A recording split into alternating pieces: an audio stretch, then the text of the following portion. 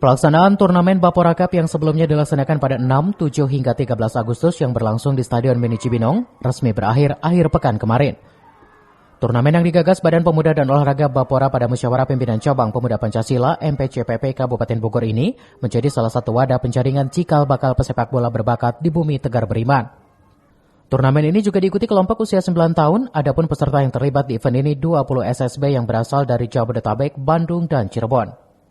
Ketua Panitia Bapora Cup 2022 Suharno mengaku bersyukur turnamen pertama yang diadakan Badan Pemuda dan Olahraga pada Majelis Pimpinan Cabang Pemuda Pancasila Bapora MPCPP Kabupaten Bogor berjalan sukses.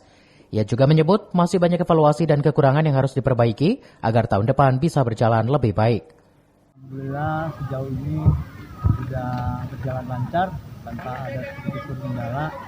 Yang jelas tahun ini tahun awal kami mengadakan event khusus di usia dini, yang mana sebanyak kekurangan kami yang insya Allah nanti kami bisa belajar dari yang pertama ini agar lebih baik lagi untuk yang kedepannya. Kita evaluasi segala kekurangannya, kita evaluasi, terus kita kembangkan lagi untuk peserta yang tadinya hanya lingkungan kabupaten, kita coba perluas dengan di luar kabupaten khususnya ya itu, dan rencananya ke depan pun kita di sini akan lebih lagi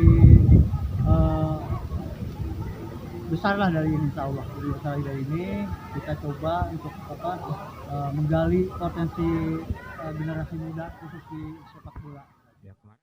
Dari Cibinong, CV Suryadi melaporkan.